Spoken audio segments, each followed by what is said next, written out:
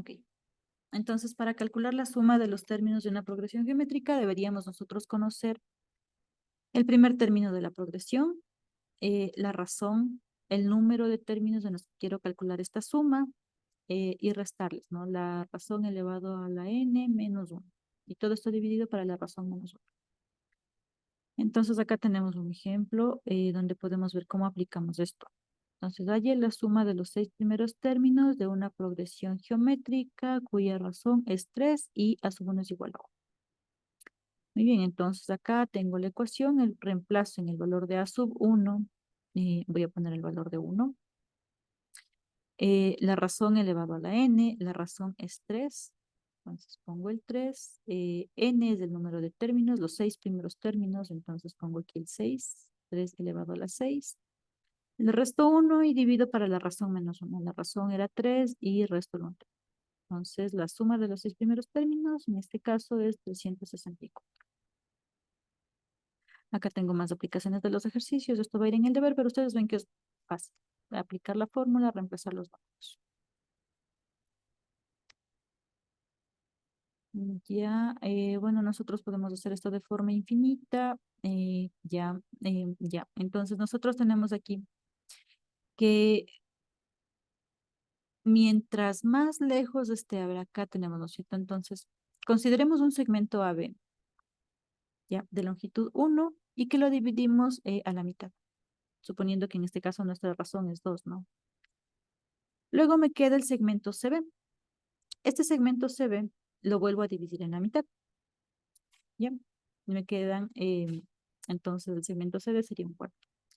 Luego este segmento lo vuelvo a dividir por la mitad y así les vuelvo a dividir cada vez que tengo yo, lo estoy dividiendo por una mitad, entonces el segmento me queda cada vez más pequeño, el segmento comprendido. Entonces, así es como, bueno, es como voy viendo cómo afecta esta razón a mi progresión geométrica. ¿Qué pasa con los números? Cuando yo les hago tender al infinito, si es que la razón es un número fraccionario, entonces esta suma va a tender a un número específico. Entonces no va a seguir creciendo, sino que después de cierto tiempo la suma me va a terminar saliendo el mismo valor. Entonces, en este caso, nosotros podemos calcular la suma para valores muy grandes de n, ¿sí? Entonces nosotros, bueno, aplicamos la fórmula general, acá nosotros podemos reemplazar la suma de las longitudes de los segmentos y en general, dada una progresión geométrica ilimitada decreciente de razón R. Entonces, ¿qué quiere decir decreciente? Que la razón es menor que aquí está, que la razón está comprendida entre 0 y 1. Aquí, para que esto vaya disminuyendo. Si cada vez que yo tengo el intervalo, cada vez que le parto, se hace un intervalo más pequeño. ¿Ya? Igual tenemos el primer término, la suma de todos sus términos se representan por S infinito y viene dada por la expresión. Entonces lo que tendríamos que hacer es dividir el valor de A sub 1, el primer término, dividido para 1 menos la razón. Y ya, bueno, acá tenemos un ejemplo donde comprobamos la progresión, eh, que no es nada más que reemplazar en esta forma. Muy bien, entonces ahora vamos a avanzar.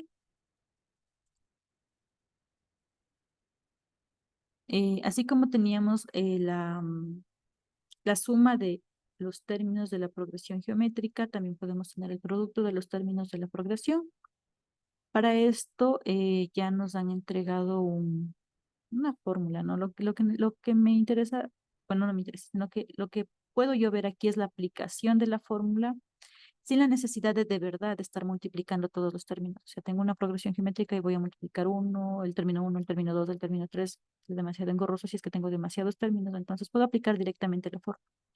¿Qué me dice que es la raíz cuadrada del primer término por el último término y todo esto elevado a la potencia n?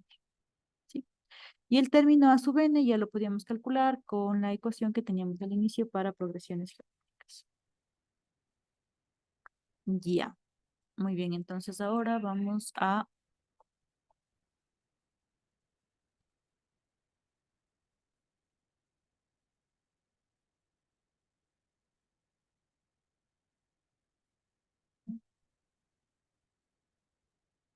12.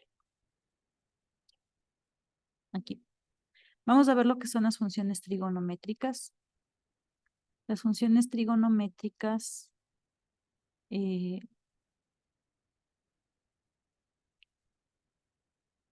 para las funciones trigonométricas tenemos que definir primero lo que son los ángulos, ¿no? ¿Cómo medimos los ángulos? En general, nosotros podemos tener los ángulos expresados en forma de radianes o grados. Generalmente utilizamos grados. Nosotros tenemos que, en una circunferencia, bueno, aquí tenemos una media circunferencia. En esta media circunferencia, en un plano cartesiano, a ver,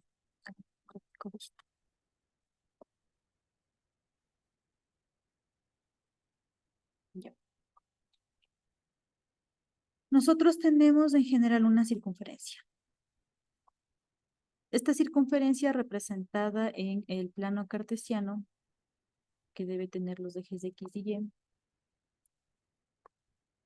El eje Y, acá está el eje X. Desde un punto inicial que nosotros vemos esta circunferencia,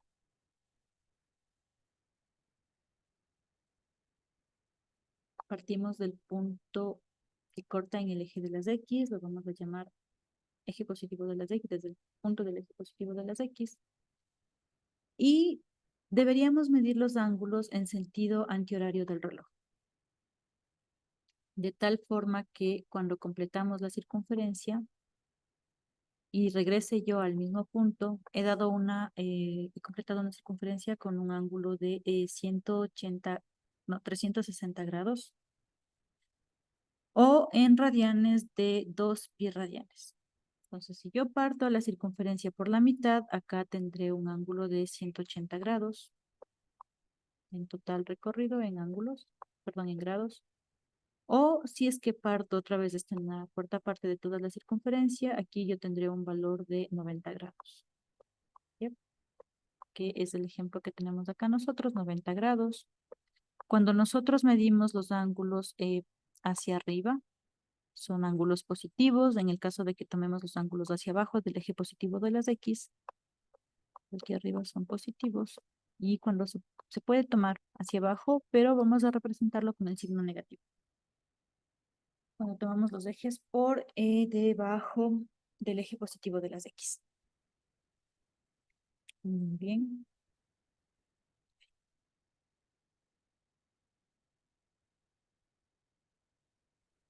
Nosotros podemos tener que las medidas del sistema sexagesimal podríamos representar con un minuto que tiene 60 grados y un segundo, acá la representación, ¿no? De un minuto es una comilla, de un segundo o de segundos son 2 comillas.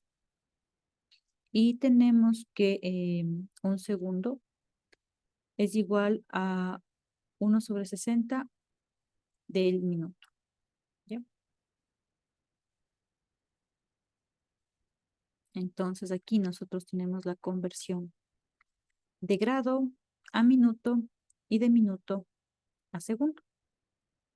Si nosotros tenemos el valor en grados, lo que tenemos que hacer es multiplicar por 60 para tener el valor en minutos. Si tengo el valor en minutos, multiplico por 60 para tener el valor en segundos. ¿Bien? Y también puedo, así como puedo pasar de grados a minutos y segundos, puedo regresarme de segundos a minutos y de minutos a grados. ¿Cómo? Dividiendo. Si tengo el valor en segundos, entonces divido para 60 y me estoy regresando a los minutos. Si tengo mi valor de grados en minutos, divido para 60 y tengo el valor en grados. Ya, muy bien, entonces acá tenemos nosotros un ejemplo, dice, expresemos en forma incompleja de segundos. Entonces lo que nosotros tenemos son 35 grados, 17 minutos y 26 segundos. Yep. Entonces lo primero que debería hacer es transformar los grados a segundos. Entonces, ¿qué es lo que hago? Multiplico 35 grados por Y bueno, acá tengo 3.600 segundos. Pero bueno, esto no sería nada más que primero multiplicar por los 60 minutos y luego otra vez por los 60 para los segundos. Por eso aquí sale 3.600 ya en segundos. Entonces, un grado tiene 3.600 segundos y acá tengo la respuesta de los 35 grados en segundos, multiplicando por 60. Luego tengo el término de los 17 minutos. Entonces tengo que 17 minutos para transformar a segundos, es los 17 minutos por los 60 segundos y bueno, acá tengo la relación, ¿no? De que un minuto tiene 60 segundos. Entonces al final tengo los 17 minutos en segundos. Y finalmente, para expresar todo esto en segundos, lo que hago es sumar la primera parte de los 35 grados en segundos, más los 17 minutos en segundos, que es este valor de acá, y el valor que ya tenía de los segundos del enunciado del ejercicio. Entonces ahora tengo expresado todo esto, los 35 grados, 17 minutos y 26 segundos, en un valor total solo de segundos. ¿Ya? Muy bien, ahora, ¿qué pasa si quiero representar los segundos en grados? O bueno, ya en una composición entre grados, minutos y segundos. Entonces, lo primero que voy a hacer es tomar el valor en segundos, que son ya, los 32.046 segundos, y dividir. Entonces acá teníamos, ¿no es cierto? Si estoy en segundos, ¿qué hago? Dividir para 60. Entonces divido para 60, ¿ya? Y me va a quedar este valor de aquí, ¿sí? Entonces tomo la división normal. Entonces me va a quedar el cociente y un residuo. Al cociente lo puedo volver a dividir por 60, ¿sí? Porque aquí tenía estos 534, ahora me están dando en minutos. Pero si yo quiero pasarme a grados, entonces lo vuelvo a dividir por 60 para tener la respuesta en segundos, ¿ya? Eh, pero el residuo es lo que me va quedando aquí, ¿sí? Nosotros tenemos un residuo de 6 segundos, porque no es una división exacta. Entonces acá cuando yo estaba dividiendo los 534 minutos para 60, voy a tener como respuesta que esto corresponde a 8 grados y tengo un residuo de 54 minutos. Este residuo es el que lo llevo acá, de 54 minutos. Y finalmente ya tengo la expresión de los grados, ¿no? Tengo 8 grados con 54 minutos y 6 segundos. ¿Ya? Entonces, si estoy yendo yo, si tengo grados y quiero ir a minutos o segundos, voy multiplicando por 60. Si estoy en segundos y quiero regresarme a minutos o a grados, voy dividiendo para 60. Y los residuos son los que me van a quedar como parte de la presentación final de mi grado expresado en forma compleja. Muy bien. Tal vez hasta ahí hay alguna pregunta. Ya, muy bien. Entonces acá vamos a tener la equivalencia en grados y radianes. Entonces, como vimos antes, ¿no? Al completar una circunferencia, si yo empiezo en el punto A, me doy toda la vuelta y regreso otra vez al punto A y completado toda la circunferencia. Esto en grados es 360 grados. Pero si yo quiero tener este valor de grados en radianes, entonces paso, es equivalente a 2pi radianes. Y esto es lo que me permite a mí tener la tabla de transformación, o sea, lo que me permite hacer las tablas de conversión. Por ejemplo, acá tengo yo un valor de 25.3 grados, ¿sí? Y quiero transformar a radianes, entonces lo que hago es generar esta tabla de equivalencia. Acá tal vez es un poco más visible.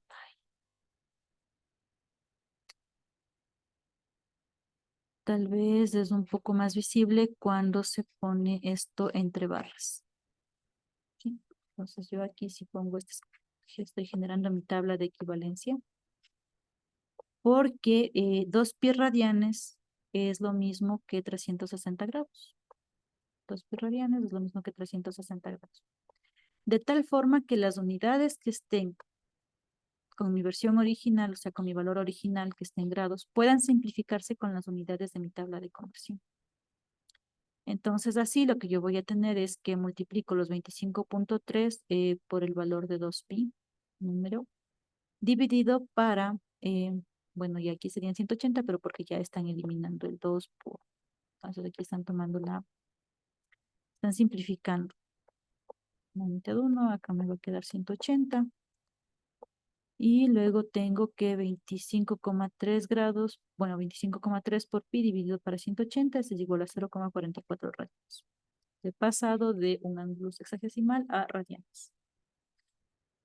Acá igual tengo el paso de radianes a grados, entonces otra vez puedo poner mi tabla de conversión.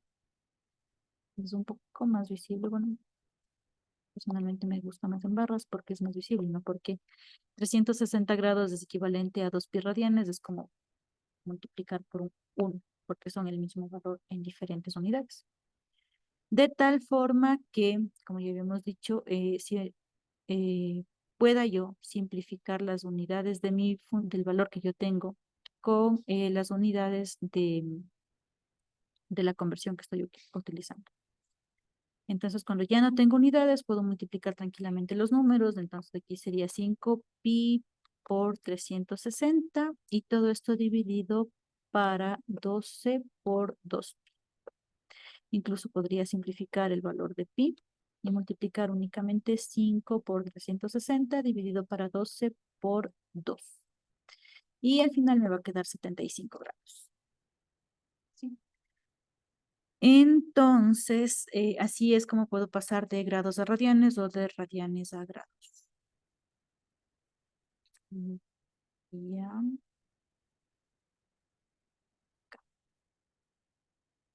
Aquí tengo ejemplos. Seguramente estos ejercicios van a estar en el deber.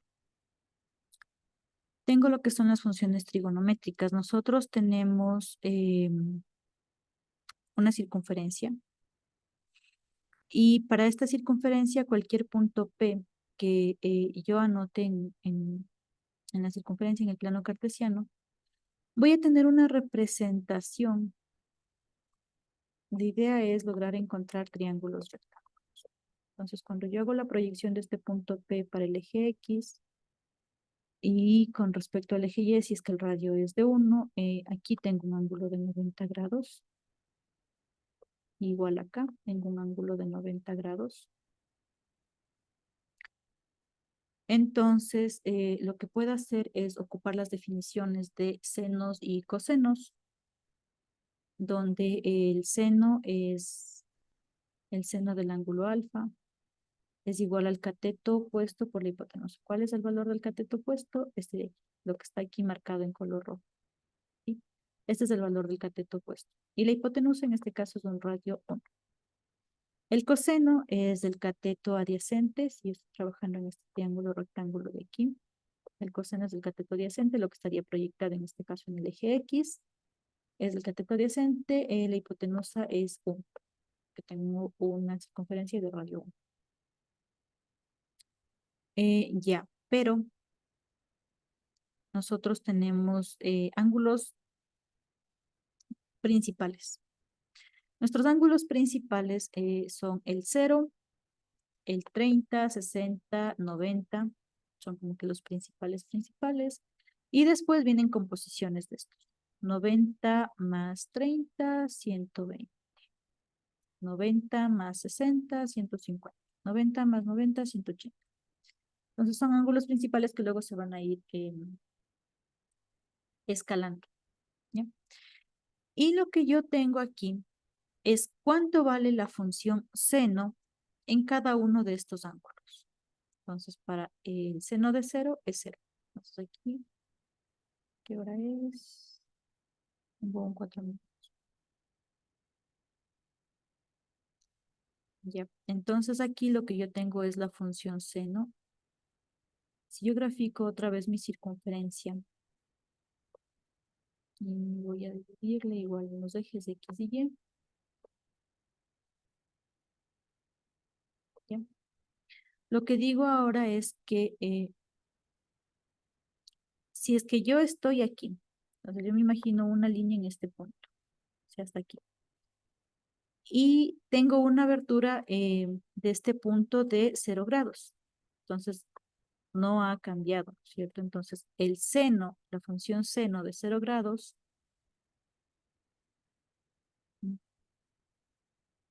es igual a 0. ¿Ya?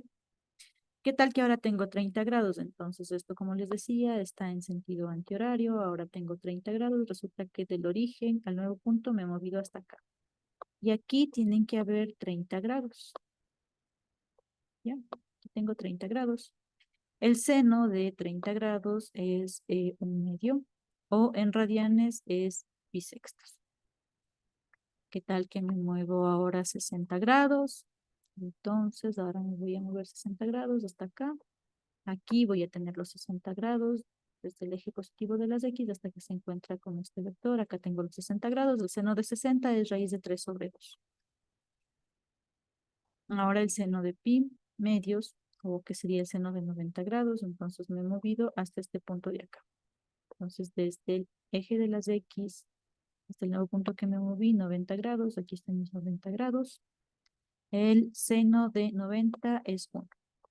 Y así, entonces la idea es que ustedes se van moviendo desde el eje positivo de las X hasta que se encuentran con el vector en sentido antihorario. Sí, en sentido antihorario. Desde el eje positivo de las X hasta que me encuentro con el vector. Y aquí tengo los ángulos representativos. Entonces también quiero que vean cómo cada cierto tiempo se van a repetir. ¿Sí? Luego otra vez decrece y otra vez se hace 0 y luego otra vez va aumentando con este, pero en signo contrario. Este con este y así, pero con signos contrarios. Entonces, para nosotros poder graficar la función seno en el espacio,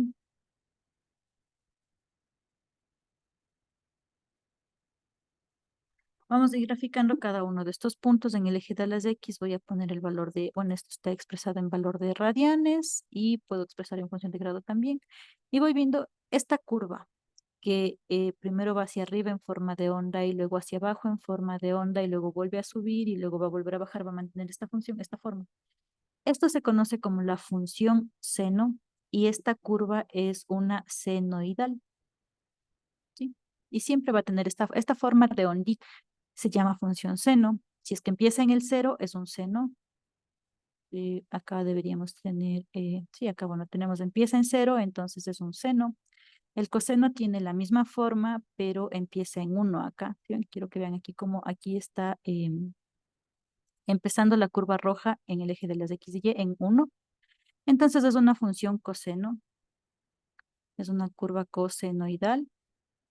¿Sí? Se diferencian porque el 1 empieza directamente 0, 0, el seno. Y el coseno empieza en 1. ¿Sí? Es la misma figura y lo único que ha cambiado es que se recorta. Uno empezaba en 0, esta empieza en 1 en el eje de las Y.